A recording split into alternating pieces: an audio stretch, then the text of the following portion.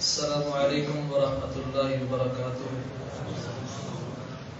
نحمده ونصلي على رسوله الكريم اما بعد فاعوذ باللہ من الشیطان الرجیم قال اللہ سبحانہ وتعالی فی القرآن المجید والفرقان الحمید اللهم صل على محمد وعلى آل محمد كما صليت على إبراهيم وعلى آل إبراهيم إنك حميد مجيد اللهم بارك على محمد وعلى آل محمد كما باركت على إبراهيم وعلى آل إبراهيم إنك حميد مجيد. میں انشاءاللہ آپ کے اور آپ کے معزز مہمان علماء کرام جو تشریف لائے ہیں ان کے درمیان زیادہ دیر حائل نہیں ہوگا، کیونکہ آپ کا یہ پروگرام عقیدہ و اصلاح اعمال کا پروگرام ہے. تو اسی حوالے سے انشاءاللہ میں چند گزارشات آپ کے سامنے رکھوں گا جو سب سے پہلے اللہ سبحانہ و تعالی میرے لیے ان کو نافع بنائے اور اللہ تعالی ہم سب کو ان کے اوپر عمل کی توفیق عطا فرمائے. اللہ نے انسان کو 4 قسمیں کھا کر یہ بتایا کہ میں نے انسان کو بہت زبردست بنایا ہے. فرمایا والتین والزیتون وطور سینین وہذا البلد الامین لقد خلقنا الانسان فی احسن تقویم. کہا مجھے قسم ہے تین کی، مجھے قسم ہے زیتون کی، مجھے قسم ہے اس امن والے شہر کی، اور مجھے قسم ہے طور سینا پہاڑ کی. لقد خلقنا الانسان فی احسن تقویم. میں نے انسان کو پیدا کرنے کے اندر کوئی کمی نہیں چھوڑی. انسان کو اتنا خوبصورت بنایا کہ آج کے جدید دور کے اندر جب سیٹلائٹ خلاؤں کو مسخر کر رہے ہیں، سائنسدان چاند کے اوپر پہنچنے کا دعویٰ کر رہے ہیں، لیکن آج تک سائنس انسان کے کسی اعضاء کو اللہ کی تخلیق کی طرح بنانے کے اندر کامیاب نہیں ہو سکی. کوئی ڈاکٹر، کوئی میڈیکل، کوئی سیاستدان، کوئی سائنسدان یہ دعویٰ آج تک نہیں کر سکا کہ جس طرح کی آنکھ اللہ نے پیدا کی ہے بالکل بعینہ اسی طرح کی آنکھ میں پیدا کر سکتا ہوں. ایسا ممکن نہیں ہے. فرمایا لقد خلقنا الانسان فی احسن تقویم. میں نے انسان کو اتنا بہتر بنایا ہے کہ اس کا متبادل ہے ہی نہیں. لیکن معزز سامعین کرام، اللہ نے جتنا انسان کو احسن بنایا، خوبصورت بنایا، اللہ نے ہر جوڑ کو، ہر چیز کو بڑی ترتیب کے ساتھ، بڑے احسن طریقے کے ساتھ اس کو جوڑا ہے، اس کو بنایا ہے. ان اعضاء کے اندر جہاں فوائد ہیں وہاں بہت سے نقصانات بھی. جہاں آنکھ دیکھنے کے لیے بڑی فائدہ مند ہے، کان سننے کے لیے بڑے فائدہ مند ہے، زبان بولنے کے لیے بہت ہی بڑی اللہ کی نعمت ہے، ہاتھ پکڑنے کے لیے بہت بڑی نعمت ہے، قدم چلنے کے لیے بڑی نعمت ہے، دماغ سوچنے سمجھنے کے لیے بہت بڑی نعمت ہے. لیکن یہ ایک وقت ایسا آتا ہے یہ ساری کی ساری چیزیں ہمیں تباہی اور بربادی کے اندر لے کے جانے کا باعث بن جاتی ہیں. میں سارے اعضاء کی طرف نہیں جاتا، وقت نہیں. جسم کا صرف ایک حصہ، ایک ٹکڑا، ایک لوتھڑا جو ہمیں تباہیوں کے اندر گرا سکتا ہے اس کی طرف آپ کی توجہ چاہوں گا. اللہ کے نبی صلی اللہ علیہ وسلم کو اللہ سبحانہ و تعالی نے وحی کے ذریعے سے قرآن مجید کے اندر فرمایا یا ایھا الذین آمنوا، اے ایمان والو، ایمان کا دعویٰ کرنے والو، قولوا قولا سدیدا یصلح لکم اعمالکم ویغفر لکم ذنوبکم. اللہ نے اشارہ کیا جسم کے اس ٹکڑے کی طرف. فرمایا جب وہ ٹھیک ہو جائے گا یصلح لکم اعمالکم، تمہارے سارے معاملات ٹھیک ہو جائیں گے. کاروبار تمہارا ٹھیک ہوگا، رشتہ داریاں تمہاری ٹھیک ہوں گی، لین دین تمہارا ٹھیک ٹھیک ہوں گی جب جسم کا وہ ٹکڑا ٹھیک ہو. اور رسول اللہ صلی اللہ علیہ وسلم سے پوچھا گیا ای الاسلام افضل، اللہ کے نبی سب سے افضل اسلام کیا ہے، بہتر اسلام کیا ہے؟ اللہ کے نبی صلی اللہ علیہ وسلم نے فرمایا من سلم المسلمون من لسانه و یده، معاشرے کا سب سے بہتر مسلمان، اکمل مسلمان، اچھا مسلمان وہ ہے جس کے ہاتھ سے اور اس کی زبان سے دوسرا مسلمان محفوظ رہتا، اس کے ہاتھ سے کسی کو تکلیف نہیں پہنچتی، اس کے جسم کا وہ چھوٹا سا ٹکڑا، ہلتا ہوا ٹکڑا، وہ دو جبڑوں کے درمیان، فرمایا اگر اس سے کوئی بچ گیا تو اس سے اچھا مسلمان کوئی نہیں.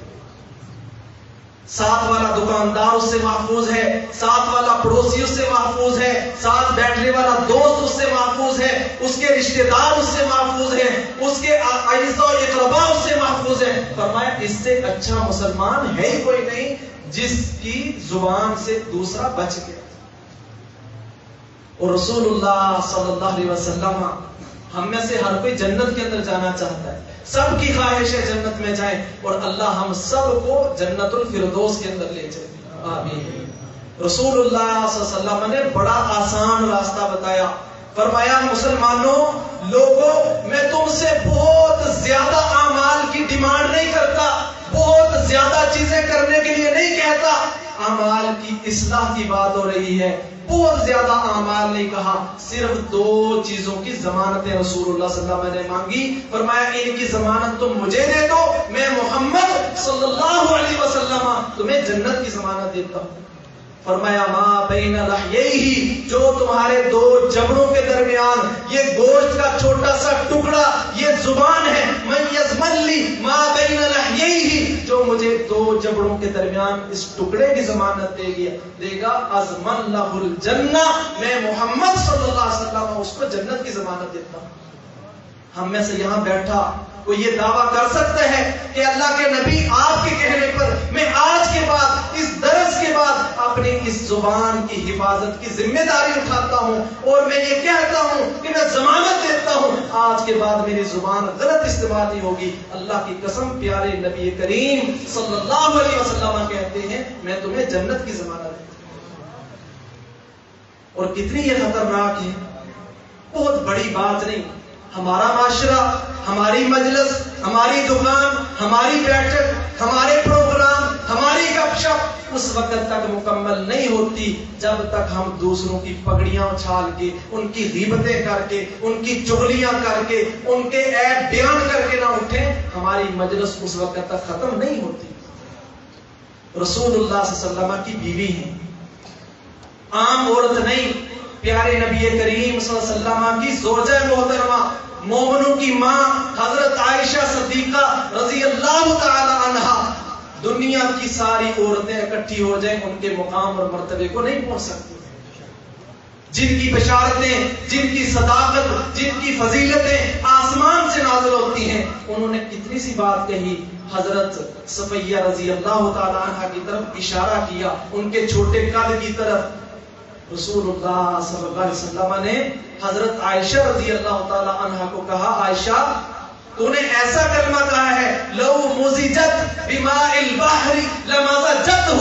عائشہ تیری اتنی سی بات، اس کو یہ کہنا یہ فلاں کی بیٹی، اس کا قد اس طرح کا، یہ فلاں طرح کی ہے، لمزجته. دنیا کے اندر پانی زیادہ ہے، خشکی کم ہے، فرمایا تیری اتنی سی بات کو پانیوں میں ملا دیا جائے دنیا کے سارے پانی کڑوے ہو جائیں.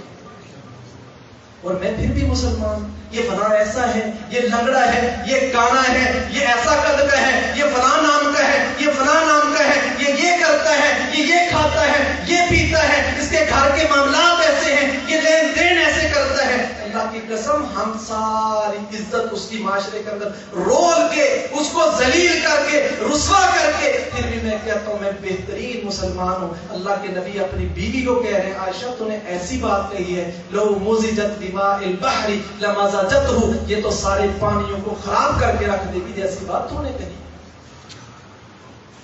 اور رسول کریم صلی اللہ علیہ وسلم نے فرمایا یہ زبان چھوٹا سا ٹکڑا جس کو ہم کوئی اہمیت نہیں دیتے، پیارے نبی کریم صلی اللہ علیہ وسلم نے ہمارے اعمال کی طرف اشارہ کر کے کہا لوگ واقعتاً ہی ایسے ہی کرتے ہیں. فرمایا ان العبد لا يتكلم بكلمة من رضوان اللہ تعالی لا يلقي لها بالا.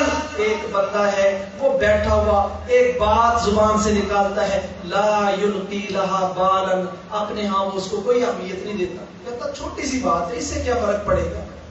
فرمایا رضوان اللہ تعالی وہ اللہ کو خوش کرنے والی بات ہوتی ہے, اللہ کو راضی کرنے والی ہوتی ہے. بندے نے سمجھا کوئی بات نہیں, چھوٹا سا کلمہ ہے, چھوٹی سی بات ہے, اہمیت نہیں دی, لیکن وہ بات رب کو راضی کرنے والی بات تھی. فرمایا اللہ تعالیٰ اس کے درجات کو اس بات کی وجہ سے بہت زیادہ بلند کر دیتے.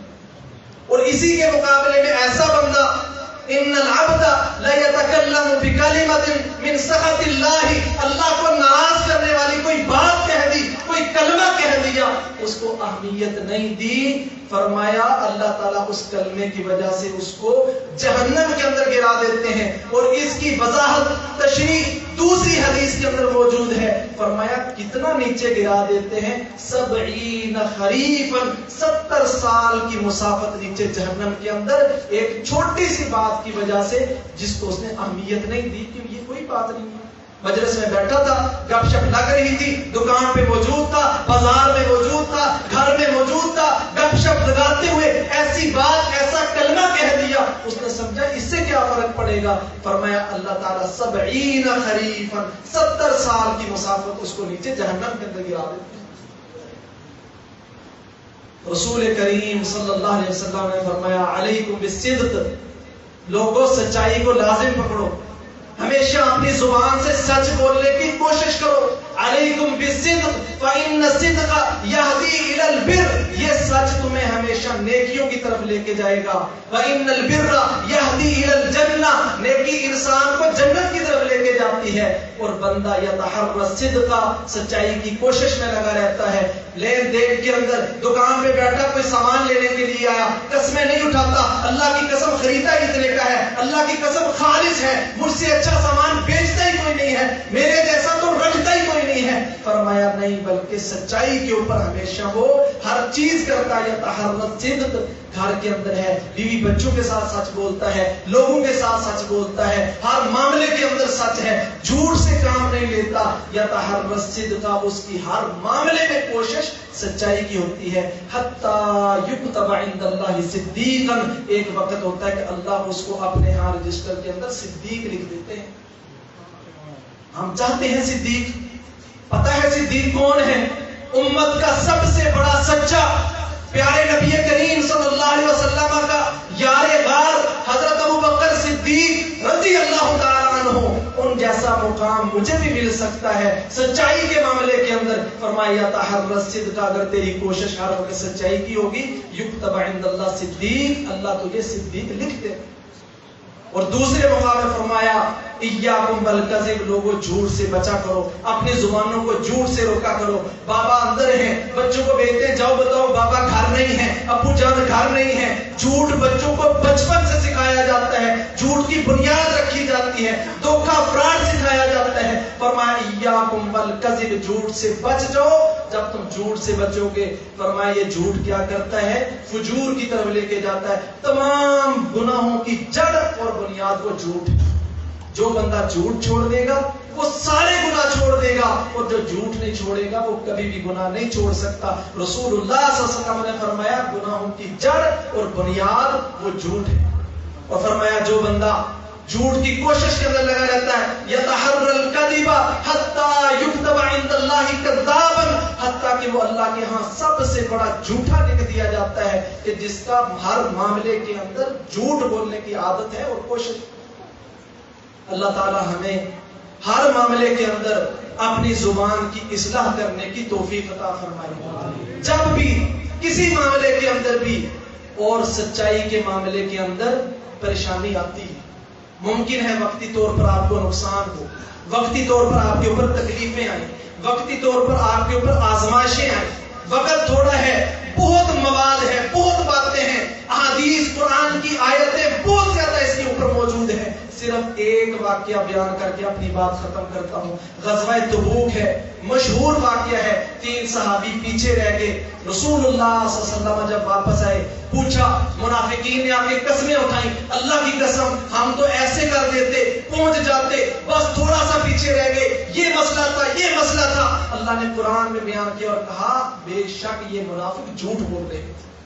اور ساتھ وہ 3 سچے لوگ صحابہ، انہوں نے آ کے اللہ کے نبی صلی اللہ علیہ وسلم کہا اللہ کے نبی کوئی وجہ نہیں، سستی تھی، پیچھے رہ گئے جانے سے، آپ کا حکم تھا. اور سچائی کی وجہ سے کتنی آزمائش آئی. اللہ اکبر. پہلے بول چال ختم کی، کہا ان کے ساتھ تعلقات چھوڑ دو، بول چال ختم کر دو. اور حتیٰ کہ صحابہ کہتے ہیں ہم اس طرح ہو گئے کہ جس طرح زمین ہمارے اوپر تنگ ہو گئی ہے، ہمارے ساتھ بیٹھنے والے، کھانے پینے والے، گپ شپ کرنے والے، دوست احباب سب نے ہمارا ساتھ چھوڑ دیا. حتیٰ کہ ایک صحابی کہتے ہیں میں دیوار کے اوپر چڑھ کے اپنے ساتھ والے ہمسائے کو کہنے لگا میں تجھے قسم دیتا ہوں، اللہ کی قسم اٹھا کے کہہ کیا تو مجھے مسلمان نہیں سمجھتا؟ اس نے کہا ہاں سمجھتا ہوں، لیکن اللہ کے نبی نے منع کیا ہے کہ تمہارے ساتھ کوئی بات نہیں کرنی. آخر پھر وہ وقت آیا، بیویوں کو حکم ہوا کہ ان کا ساتھ چھوڑ دو، بیویوں سے الگ کر دیے گئے. لیکن وہ سچے لوگ تھے، کسی وجہ سے پیچھے نہیں ہٹے، جھوٹ نہیں بولا، دھوکہ نہیں دیا، قسم نہیں کھائی کہ اللہ کے نبی اللہ کی قسم ایسے تھا، اگر ایسے نہ ہوتا تو ایسے ہو جاتا. سچائی کے اوپر قائم رہے.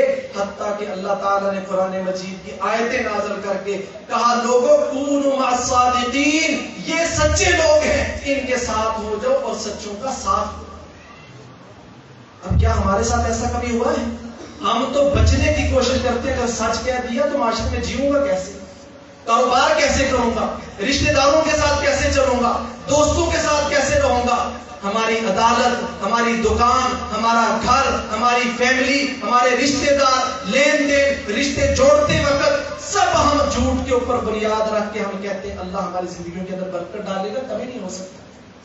جس چیز کی بنیاد حرام کے اوپر ہو، جھوٹ کے اوپر ہو، غلط بیانی کے اوپر ہو، اللہ کی قسم اس کا نتیجہ ہمیشہ نقصان کی صورت میں نکلتا ہے.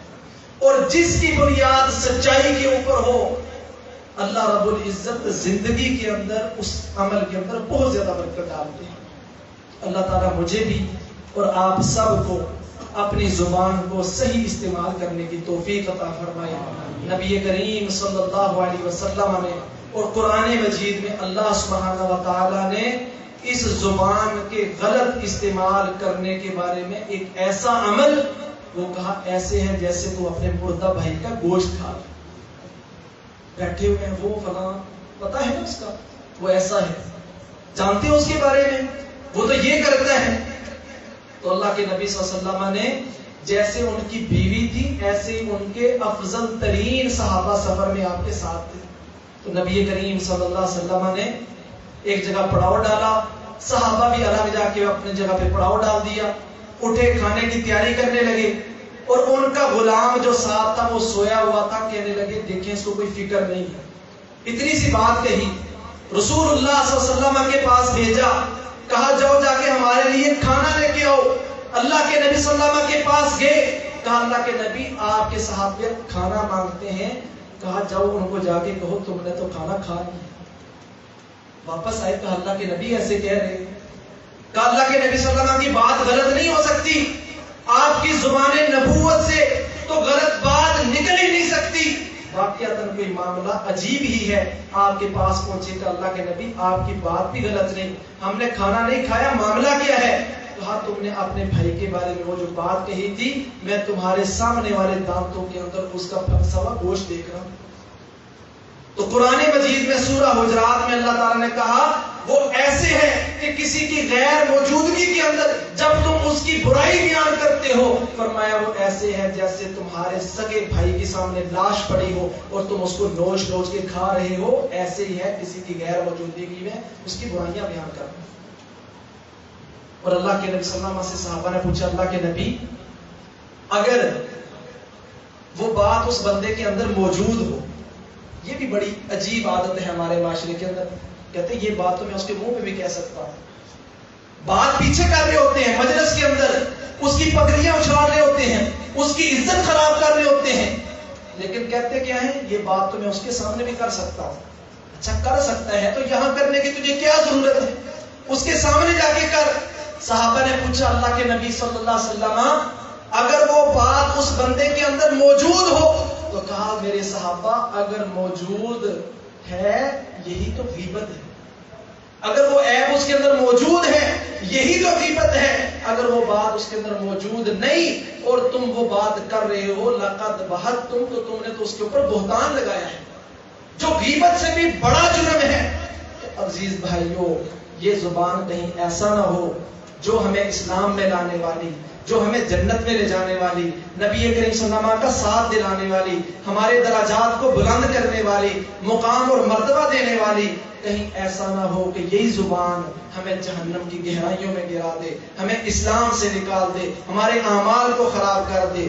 اور یہی زبان رسول اللہ صلی اللہ علیہ وسلم نے فرمایا, پیارے نبی کریم صلی اللہ علیہ وسلم نے ہر جمعرات اور سوموار کے دن اللہ کے سامنے اعمال پیش کیے جاتے ہیں, لیکن ان دو لوگوں کے عمل اللہ کے ہاں پیش نہیں ہوتے. اللہ کہتے ہیں اس کو واپس لے جاؤ. فرمایا اللہ کے نبی صلی اللہ علیہ وسلم کون سے دو لوگ؟ فرمایا وہ دو لوگ جو اپنی زبان کی وجہ سے اپنے دل کے اندر حسد, بغض, نفرت, کینہ بٹھائے ہوئے ہیں, زبانیں آپس کے اندر وہ ان کی ایک دوسرے کی عیب جوئیاں کر رہی ہیں. اللہ کہتے ہیں ان کے اعمال کو لے جاؤ, ان کا روزہ, ان کی نماز, ان کی تہجد, ان کا صدقہ خیرات, ان کے اشراق, ان کی تلاوتیں, ان کے حج, ان کا سب کچھ مجھے نہیں چاہیے جب تک ان کے دل دوسروں کے لیے صاف نہیں, ان کی زبانیں دوسروں کے لیے اچھی نہیں. مجھے ان کے اعمال نہیں چاہیے, ان کے اعمال کو واپس لے جاؤ. تو یہ ہماری زبان ہمارے سارے اعمال کو برباد کر دے گی اگر اس کی اصلاح نہ ہوئی. اللہ تعالیٰ مجھے اور آپ سب کو اس زبان کو صحیح طرح سے استعمال کرنے کی توفیق عطا فرمائے. اور رسول اللہ صلی اللہ علیہ وسلم نے اپنے صحابی کو کہا تھا اگر نجات چاہتا ہے اے عقبہ بن عامر رضی اللہ تعالی عنہ, امسک علیک لسانک, اپنے اوپر اپنی زبان کو قابو کر لے. وابکی علی خطیئتک, جو کوئی زندگی میں پہلے ہو گیا اس کے اوپر رو لے تو اس کے اندر تیری نجات ہے. ہم بھی جو کچھ اس درس سے پہلے اللہ کے نبی صلی اللہ علیہ وسلم کی احادیث سننے سے پہلے ہم سے ہوا, یا اللہ تو وہ ہمیں معاف کر دے. ہماری کی ہوئی غیبتیں, ہماری چغلیاں, ہماری بد زبانیاں, جھوٹ, یا اللہ اس سب کو معاف کر دے. اور یا اللہ آئندہ ہمیں اس زبان کو صحیح استعمال کرنے کی توفیق عطا فرما دے. وآخر دعوانا ان الحمد للہ رب العالمین.